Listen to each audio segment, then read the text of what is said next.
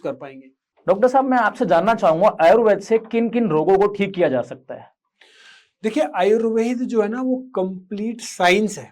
आयुर्वेद एक प्रकार की कंप्लीट पैथी है जहां पे रोगों को जड़ से इलाज करने के लिए बताया गया। अब हेल्थ क्या है और आयुर्वेद क्या है और बाकी पैथियां क्या है उस पर भी चर्चा करेंगे। हेल्थ जो है वो है, it is a complete physical, mental, social, spiritual wellbeing. 4 aspect है हेल्थ के। सिर्फ फिजिकली अच्छा होना is not considered good health. बिल्कुल ठीक बोला आपने। और आयुर्वेद जो है ये पहले से ही हेल्थ की डेफिनेशन ऐसी बता रहा है। WHO में धीरे धीरे करके एक एक एस्पेक्ट जोड़ा गया। फिजिकल के बाद मेंटल जोड़ दिया, मेंटल के बाद सोशल जोड़ दिया, फिर स्पिरिचुअल जुड़ गया। लेकिन एक हेल्दी इंडिविजुअल के लिए सब चीजें बहुत जरूरी है। तो आयुर्वेद जब भी किसी बीमारी की चिकित्सा करता है तो हम रूट कॉज पे उसको ठीक करने के लिए रूट कॉज पे उस पर काम करने के लिए हम करते हैं। हमेशा हम सिम्टोमेटिक ट्रीटमेंट नहीं करते, ना कि बीमारी को दबाने के लिए ट्रीटमेंट करते हैं। लॉन्ग रन के हिसाब से ट्रीटमेंट करते हैं कि वो बीमारी जड़ से समाप्त हो, जड़ से खत्म हो। अगर अब मैं आपसे पूछूं कि आपने कितने लोगों ने किस तरह की एलोपैथिक दवाइयां ली या केमिकल वाली दवाइयां ली, तो क्या बीपी कभी ठीक होता है उन दवाइयों से? कभी शुगर देखिए किसी पेशेंट की ठीक हो गई हो? सर, डोसेज बढ़ती रहती है। डोजेज बढ़ती चली जाती है।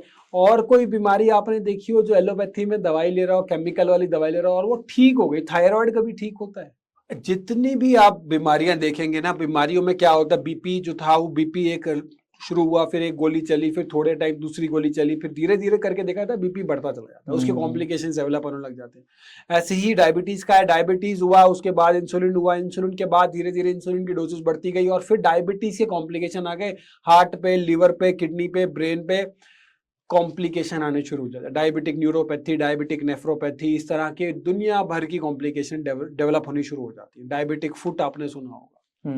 इस तरह की जो चीजें हैं वो सारी की सारी क्यों हो रही है? क्योंकि जो दवाई आप ले रहे हो वो कंट्रोल भी नहीं कर पा रही। उसको कंट्रोल करना, मेंटेन करना तो एक चीज है, वो भी नहीं हो रहा। तभी तो वो बढ़ती चली जा रही है, तभी तो वो डायलिसिस पे जा रहे हैं, तभी तो पेशेंट इंसुलिन पे आ जाते हैं सीधा। जिनकी दवाइयां चल रही है वो इंसुलिन पे आ गए।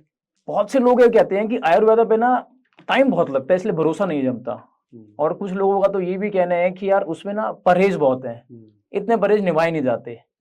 क्या कहना चाहोगे इस चीज के बारे में? देखिए, ऐसा है अमित कि टाइम ज्यादा लगता है, लंबा ट्रीटमेंट है। तो आप मुझे एक बीमारी जैसे हमने बात करी जो ठीक ही नहीं हो रही बीमारी, और एक तरफ हम कह रहे हैं कि आपका जो है जड़ से चिकित्सा हो रही है, जड़ से उसका ट्रीटमेंट हो रहा है। तो बहुत दोनों में बहुत फर्क है। आप एक तरफ परमानेंट की तरफ जा रहे हो, एक तरफ मेंटेनेंस की तरफ जा रहे हो, और मेंटेन होकर वो धीरे धीरे इंक्रीज हो रही है, दूसरी तरफ आप उसे धीरे धीरे रिड्यूस कर रहे हो। तो ये कहना तो मुझे तो लगता है आयुर्वेद फास्ट होगा क्योंकि वो ठीक कर रहा है। स्लो तो वो हो गया ना जो आपकी बीमारी को बढ़ाता चला जा रहा है धीरे धीरे करके। ठीक बात है। और सबसे ज्यादा जरूरी क्या है, आपने गोली खाई, आप दर्द हो रहा है, आपको दर्द की गोली खाई और आपका दर्द ठीक हो गया। अगर आप इसको फास्ट कहते हो तो ये फास्ट नहीं है, ये तो बीमार कर रहा है ना। आपने दर्द का तो इलाज किया ही नहीं। ठीक है, आपको कोई जाना है, आपको काम पे जाना, आपने दर्द की दवाई खाई और आप निकल पड़े पूरे दिन के, लेकिन उस दर्द की दवाई के कितने साइड इफेक्ट हैं, वो कितना ज्यादा नुकसान दे रही है, वो नेफ्रोटॉक्सिक कितनी है, किडनी को कितना नुकसान दे रही है, अन्य शरीर के ऑर्गन्स को कितना नुकसान दे रही है। प्लस आपने उस बीमारी का इलाज नहीं किया, आपने बीमारी के कारण जो दर्द आ रहा था उसका इलाज कर दिया।